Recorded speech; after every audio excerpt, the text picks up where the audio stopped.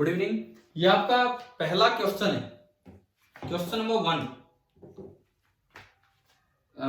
एक बच्चे ने भेजा है आप में से ही। देखिए, इसमें दिया गया है कि ये एक वी शेप्ड फ्रेम है, एक वी शेप्ड फ्रेम है और इस पे एक रोड है जो वी स्पीड से आगे जा रही है। एक वी शेप्ड फ्रेम है और इस पे एक रोड है जो वी स्पीड से आगे जा रही है। और जिस वक्त ये लेंथ एल है और ये लेंथ एल है, उस वक्त आपको ये बताना है कि EMF induce in the road कितना होगा अगर मैग्नेटिक फील्ड अंदर की तरफ बी है तो। और ये फ्रेम का एंगल 60 डिग्री है। हाँ जी निशांत, आपने भेजा ये डाउट।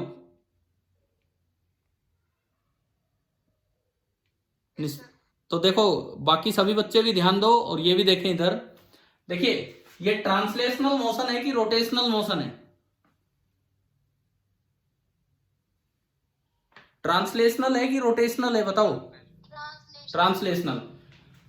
हमने ये पढ़ा था कि ट्रांसलेशनल मोशन में अगर B perpendicular to L perpendicular to V हो तो ईएमएफ इंड्यूस का फॉर्मूला होता है BLV। जानते हैं ना आप सभी ये फॉर्मूला? तो ठीक है, एक बार इसमें चेक करो कि क्या तीनों चीजें परपेंडिकुलर। लेंथ यूं है, लेंथ यूं है, वेलोसिटी आगे है और B अंदर है। तो बताओ आप, क्या तीनों में से कोई भी दो देखते हो तो एक दूसरे के परपेंडिकुलर मिल रहे हैं कि नहीं? बताइए। है ना? तो आपका फॉर्मूला लग जाएगा BLV। अब मुझे लेंथ चाहिए AB, AB लेंथ चाहिए। तो देखो, ये एंगल क्वेश्चन में दिया है 60 और बोला है इस इंस्टेंट पे ये और ये बराबर है, तो ये एक आइसोसेल्स ट्रायंगल बनी, तो इसलिए ये दोनों एंगल इक्वल होंगे। अब ये 60 तो 120 का आधा आधा, तो ये भी 60 ये भी 60, यानी कि ये तो ट्रायंगल ही इक्विलेटरल बन गई। और इक्विलेटरल ट्रायंगल अगर बनी है, इक्विलेटरल ट्रायंगल अगर बनी है तो ये लेंथ L है तो ये भी L हो जाएगी, यानी कि कैपिटल L जो AB है वो भी स्मॉल l है। तो EMF induced in the road जो है वो आपका हो जाएगा BLV। हाँ भाई बताओ, क्या सभी को समझ में आया कि नहीं आया? ठीक है निशांत, आपको क्लियर हो गया पहला सवाल? सर क्वेश्चन में दे रखा था कि एनी टाइम पे OA OB की लेंथ L ही है, किसी भी टाइम पे। ना ना ना ना, किसी भी टाइम पे इसका ये मतलब नहीं है। अरे एट एनी टाइम का क्या मतलब होता है? किसी एक समय पे। ऐसा नहीं है कि एट एवरी टाइम। आप एनी का मतलब एवरी ले रहे हो, आप जो है एनी का मतलब एवरी ले रहे हो। एनी टाइम का मतलब क्या होगा यहाँ पे कि किसी एक समय पे, मतलब किसी वक्त, किसी इंस्टेंट पे, ये मतलब है। आपको लग रहा होगा कि ये लेंथ एल है फिर तो ये रोड चल ही नहीं रही। हाँ भाई, ये दिमाग में है क्या? तो वो होता है एट एवरी इंस्टेंट, वो होता है एट एवरी इंस्टेंट, ना कि एट एनी इंस्टेंट। ठीक है, तो किसी एक इंस्टेंट पे ये दिया गया है तो वो होता है एट एवरी इंस्टेंट और ये है एट एनी इंस्टेंट। तो किसी एक इंस्टेंट पे दिया गया है तो उसके अकॉर्डिंग हो गया। आ गया क्या समझ? अब बताओ। ठीक है, क्वेश्चन नंबर 2। ये फर्स्ट में हटा दूं अब यहां से, शायद आपने देख लिया होगा कि क्या सवाल है क्या नहीं है। इसको मैं हटा रहा हूं यहां से। ठीक है, दूसरा सवाल। ये पेपर के साथ जो भेजा है जिस बच्चे ने, उसके साथ लिखा हुआ है कि राजस्थान NTSC 2005 का ये सवाल है। इसमें ये था, सवाल क्या था सुनो। दो लूप्स हैं, दो लूप्स हैं, दोनों में सेम करंट आई फ्लो कर रहा है। दो लूप्स हैं, दोनों में सेम करंट आई फ्लो कर रहा है और सेम डायरेक्शन में फ्लो कर रहा है और कोएक्सियल लूप है, दोनों का एक्सिस कॉमन है, जैसा मैंने इसमें बनाया। सवाल था कि on bringing the loops near to each other. किस बच्चे का है भाई ये डाउट? आप में से है अभी क्लास में?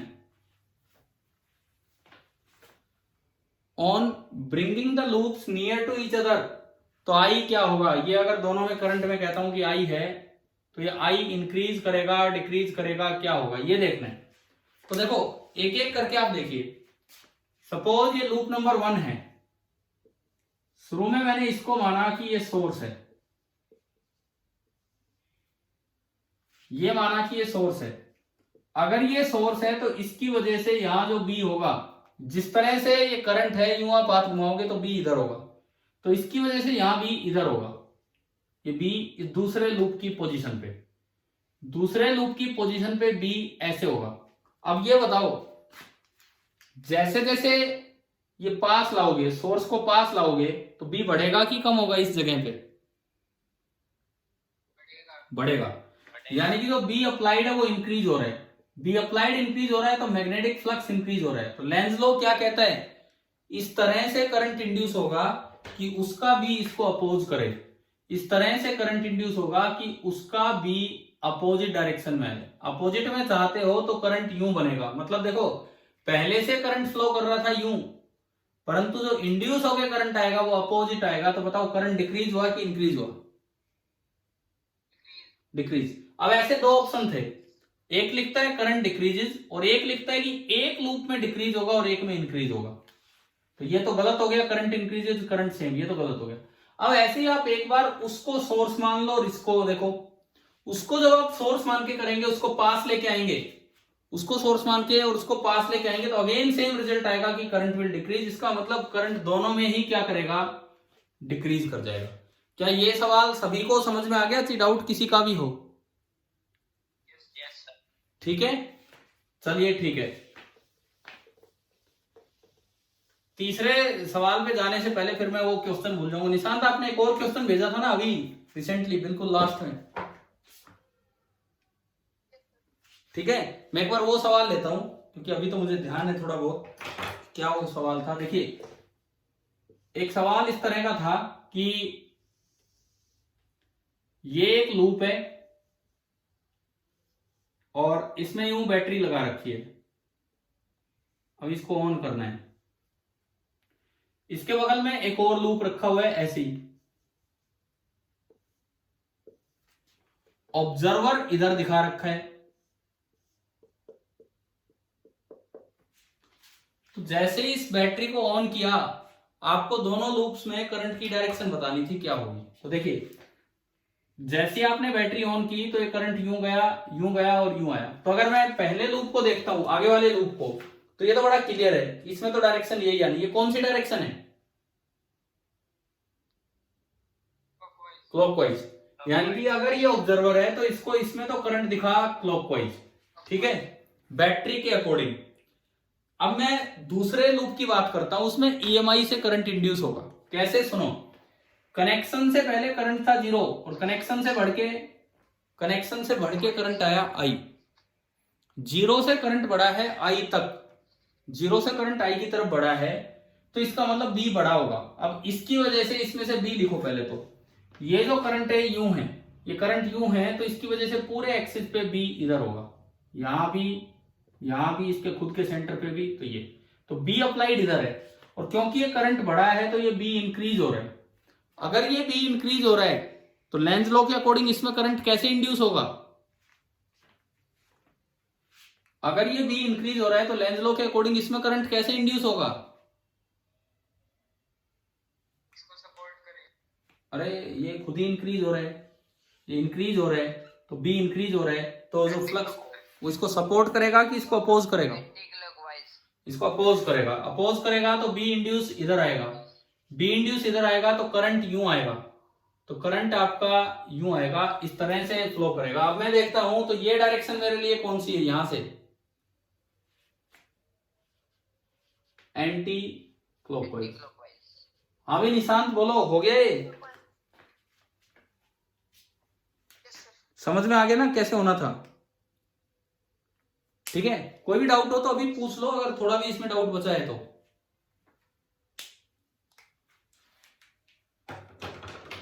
देखो अगला सवाल, ये जो अगला सवाल एक बच्चे ने भेजा है, दरअसल ये इलास्टिसिटी पे है। देखो, इन डाउट डिस्कशन का यही फायदा है कि लगभग चीजें कहीं कहीं से आएंगी और वो डिस्कस हो जाएंगी।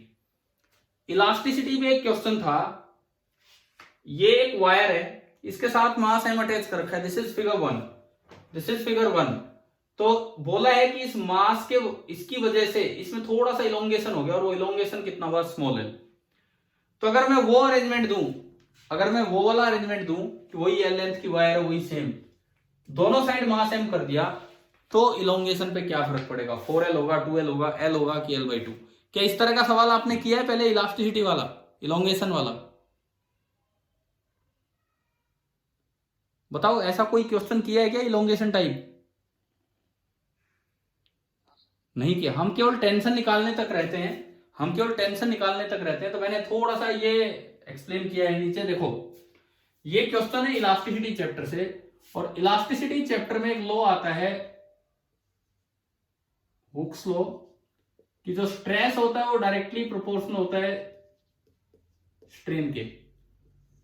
क्या मतलब है इस बात का, या आप यूं कहें स्ट्रेस अपॉन स्ट्रेन कांस्टेंट होता है। स्ट्रेस अपॉन स्ट्रेन जो है, stress upon strain that is constant. अब देखिए स्ट्रेस क्या होता है और स्ट्रेन क्या होता है। जब भी किसी वायर में खिंचाव होगा तो उसमें एक इंटरनल रिस्टोरिंग फोर्स बनेगा जिससे वो वायर रुकी हुई है, जिसको हम टेंशन बोल देते हैं, जो टेंशन इन द रोप है। स्ट्रेस होता है internal restoring force per unit cross sectional area of the wire. अब क्रॉस सेक्शनल एरिया तो बहुत कम होता है वायर का, ये जो इसको कट करके और यहां जो एरिया दिखेगा वो। अब इंटरनल रिस्टोरिंग फोर्स है टेंशन और अपॉन एरिया। स्ट्रेन क्या होता है, स्ट्रेन का मतलब होता है elongation upon natural length. Strain का मतलब होता है इलोंगेशन अपॉन नेचुरल लेंथ, यानी कि L बाई कैपिटल L। तो ये रूल हमें कहता है हुक्स लॉ कि T by A divided by L by capital L that is constant. इसको ऊपर भेज दो तो T into capital L upon L into A, this is constant. यहां से इलोंगेशन आ रहा है AL by T into constant. अब देखो अगर सेम मटेरियल है, मतलब आइडेंटिकल वायर है, ये कैपिटल L था, सॉरी क्या किया मैंने, यहां से स्मॉल l निकाला, मैं दोबारा बनाता हूं। यहां से मैं स्मॉल l निकाल रहा हूं, small l that is equal to T L by A और एक और कांस्टेंट ये है। अब देखिए सेम आइडेंटिकल वायर है तो लेंथ सेम है, बोला इस सवाल में कि पूरी वायर वही है, area of cross section same और ये कांस्टेंट है। इसका मतलब जो इलोंगेशन होगा वो डायरेक्टली प्रोपोर्शनल है टेंशन के, जो इलोंगेशन होगा वो डायरेक्टली प्रोपोर्शनल है टेंशन के, अगर एक जैसी वायर है तो। अब देखो यहां बताओगे इसमें टेंशन कितनी है, ये ब्लॉक लटका हुआ है तो इसमें टेंशन कितनी है, इस रस्सी में टेंशन कितनी है, इस रस्सी में बोलो भाई। अरे मैंने एक ब्लॉक, हाँ मैंने एक ब्लॉक लटका रखा है, तो जो रस्सी में जो टेंशन होगी that will be equal to mg। ये जो टेंशन होगी ये सिंपली आपकी mg ही होगी, ठीक है। और दूसरी साइड अगर मैं टेंशन बताऊं तो वहां कितनी होगी,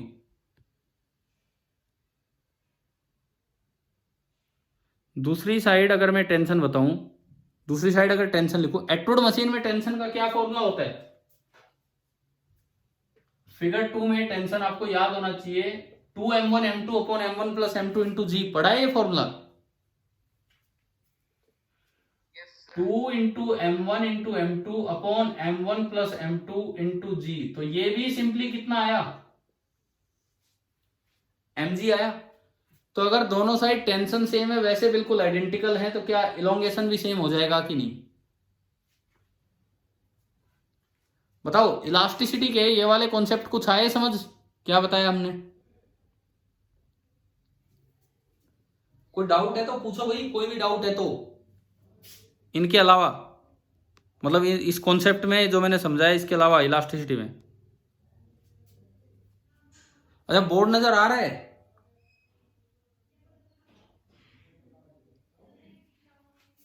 हाँ जी बोर्ड नजर आ रहा है कि नहीं, क्योंकि थोड़ा यार नेटवर्क की प्रॉब्लम है, नेटवर्क आज इतना क्लियर नहीं आ पा रहा है, नेटवर्क की आज शाम से ही प्रॉब्लम चल रही है, +1 की क्लास में भी थी थोड़ी। कोई बात नहीं, मैं इसका वीडियो भी अपलोड करूंगा, लेकिन शायद आपको ये तीसरा नहीं हमारा चौथा सवाल हो गया था, बीच में एक और क्वेश्चन हमने डिस्कस कर दिया था, ये भी हो गया। और एक आखिरी क्वेश्चन अब का लेते हैं, आखिरी सवाल।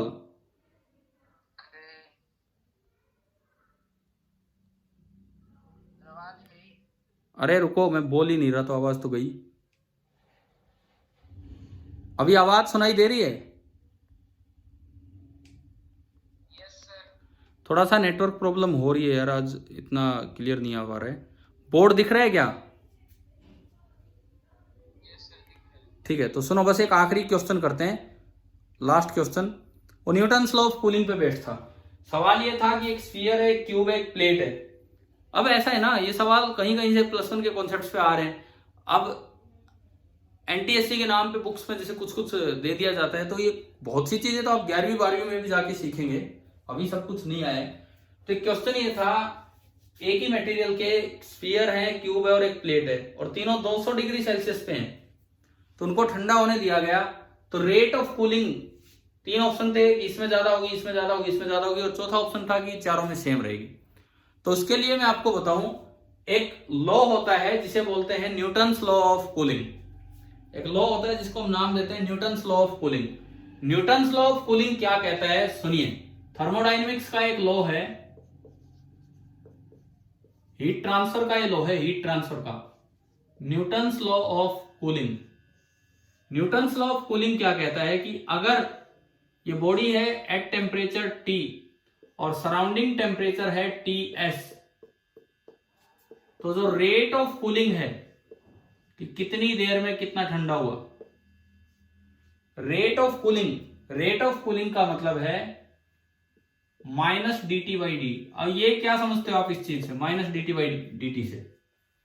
भाई ये टाइम T है, एट टाइम T इसका टेम्परेचर है T, ये ठंडा हो रहा है, थोड़ा सा टाइम बढ़ा, T+dt टाइम हुआ, और टेम्परेचर हालांकि कम होगा, ठंडा हो रहा है, ये ठंडा हो रहा है सराउंडिंग के मुकाबले, परंतु लिखा तो T+dt जाएगा। शायद ये बातें मैं आपको पढ़ा चुका हूं पहले कि चेंज को हमेशा ऐसे बताया जाता है। बताओ, बताते हैं कि नहीं हम ऐसे?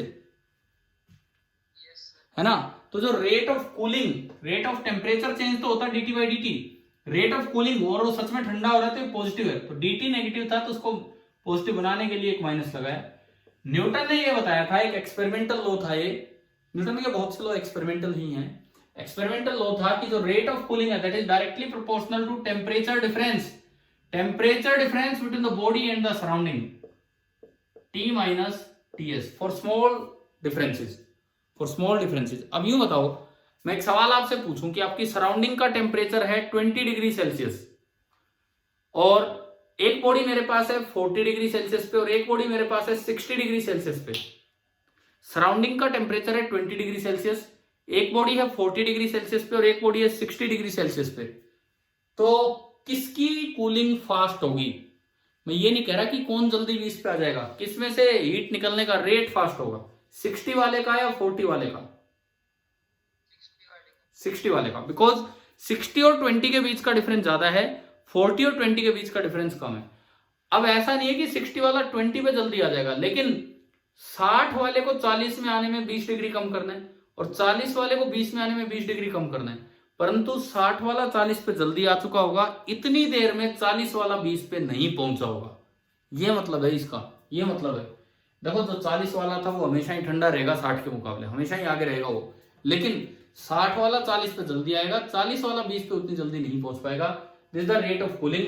और इस सवाल में पूछा ही ये था, जो एक क्वेश्चन भेजा था एक बच्चे ने, कि रेट ऑफ कूलिंग, जब तीनों का इनिशियल टेम्परेचर 200 डिग्री सेल्सियस है, एक जैसे ऑब्जेक्ट्स हैं, मतलब मास वास सेम है, तो यहां पे क्या होगा, रेट ऑफ कूलिंग वाली बात करें तो तीनों का इनिशियल टेम्परेचर 200 डिग्री सेल्सियस, तीनों के लिए जो सराउंडिंग टेम्परेचर है वो भी फिक्स है इतना ही, तो इसका मतलब जो रेट ऑफ कूलिंग होगा वो तीनों का सेम ही हो जाएगा। हाँ जी, बताओ, क्या ये समझ में आ गया है कि नहीं आपको? देखिए, ये 4-5 क्वेश्चंस थे जो हमने डिस्कस किए। अच्छा, अभी क्लास में जिन्होंने लास्ट के जो डाउट्स भेजे थे, आदित्य या कोमल, आप लोग हैं क्या क्लास में? भाई आप लोग हो क्या क्लास में जिनके ये डाउट्स थे लास्ट के 1-2? नहीं है, कोई बात नहीं। देखो, ये क्वेश्चंस 9-10 से रिलेटेड है नहीं वैसे, एक इलास्टिसिटी और एक न्यूटन्स लॉ ऑफ कूलिंग, दोनों चीजें +1 में आती हैं, बट वही है, अब जैसे एनटीएससी की वजह से कोई कोर्स तो डिफाइंड हो नहीं पाता है, कुछ भी हम पढ़ लेते हैं, तो हो सकता है किसी बुक में सवाल हो तो इन्होंने पूछ लिए होंगे इन बच्चों ने, ठीक है। और अब आप एक काम करेंगे, अपना तैयारी करते रहें, जो डाउट्स होंगे अगले कुछ दिन, मैं भी थोड़ा बिजी हूं, तो जो डाउट्स होंगे मैं आपके वो डिस्कस करवा दिया करूंगा शाम के समय, ठीक है भाई। और अपने सब्जेक्टिव के मुकाबले, सॉरी, अब मैं एक और बात आपको बताता हूं, यूटी होने अब आपके नेक्स्ट वीक, वो लिखो ढंग से। कारण क्या है, आप 9th में दिए थे आपने यूटी, पूरी 10th गई, अभी तक आपने यूटी नहीं दिए हैं, पूरी 10th गई आपने यूटी नहीं दिए हैं। असल में ऑब्जेक्टिव से ज्यादा अच्छे पेपर सब्जेक्टिव है। ऑब्जेक्टिव में क्या है, एमसीक्यू में आपको सवाल आता है, आपने पूरा सोल्व किया, टिक लगाया। एक बच्चे को नहीं आता, उसने तुक्का मारा क्योंकि नेगेटिव मार्किंग नहीं आता, उसका भी सही हो गया, तो कोई डिफरेंस ही नहीं है आप दोनों में, कोई डिफरेंस नहीं है कैलकुलेशन में, दोनों का एक एक नंबर काउंट हो जाएगा। ये पता ही नहीं लगा किसको आता है किसको नहीं आता है। सब्जेक्टिव जो पेपर होता है उसमें आपकी लिखने की क्षमता, प्रेजेंटेशन आप कितना अच्छा करते हो ये पता लगता है। देखो बहुत से बच्चों का आगे टारगेट ये रहता है कि मैं यूपीएससी क्रैक करूंगा आगे चल के, शायद आपकी क्लास में भी होगा, है कि नहीं है बताओ, आईएएस बनना या सिविल सर्विसेज में जाना, इस तरह से होगा टारगेट, डेफिनेटली होगा। अब देखो वहां मेंस लिखना होगा, निबंध भी लिखने होते हैं, बहुत सी चीजें लिखनी होती, तो एक्चुअली आपको यूं भी नहीं है कि फैला दिया, वैसे कंसाइज वे में जो बिल्कुल एग्जैक्ट मैटर है वो लिखना आना चाहिए। तो प्रेजेंटेशन बहुत जरूरी है। तो मुझे तो एमसीक्यू के मुकाबले कई बार ये सब्जेक्टिव पेपर ज्यादा बेटर लगते हैं। और इवन पहले आईआईटी में तो सब्जेक्टिव पेपर हुआ करता था, बाद में बंद कर दिया। पहले वही आईएएस की तरह आईआईटी में पहले एक स्क्रीनिंग और एक मेंस, 2 पेपर होते थे। जैसे अब जेईई एडवांस में 2 पेपर होते हैं, पेपर 1 पेपर 2, उनका नाम था स्क्रीनिंग और मेंस, स्क्रीनिंग ऑब्जेक्टिव और मेन सब्जेक्टिव, इस तरह से होता था। तो सब्जेक्टिव पेपर तो अगर आपको अच्छा लिखना आता है, बोर्ड में अच्छे नंबर आएंगे, और आगे जिस तरह के एग्जाम्स आप क्रैक करना चाहोगे वो लिखने की क्षमता भी अभी बनेगी, ठीक है। तो साइंस खाली एमसीक्यूज ही नहीं है, साइंस में बहुत अच्छा पार्ट थ्योरी होती है, न्यूमेरिकल ठीक है, लेकिन न्यूमेरिकल से भी अच्छा पार्ट थ्योरेटिकल पार्ट होता है। तो आपको लिखना आना चाहिए ढंग से। तो अब इस एक वीक में जो 2-3 दिन बचे हैं, तैयारी, एक माइनर टेस्ट तो आपका होगा, लेकिन तैयारी ये भी करो कि जो सब्जेक्टिव पेपर हो उसमें भी एक पोर्शन ऑब्जेक्टिव आएगा, लेकिन हम वो भी अच्छे से लिखने की कोशिश करें, ठीक है भाई। ठीक है, तो मैं आज की क्लास को फिनिश करता हूं। आपके कोई और डाउट्स हो वो आप भेज देना, कल देखेंगे, ठीक है। Thank you.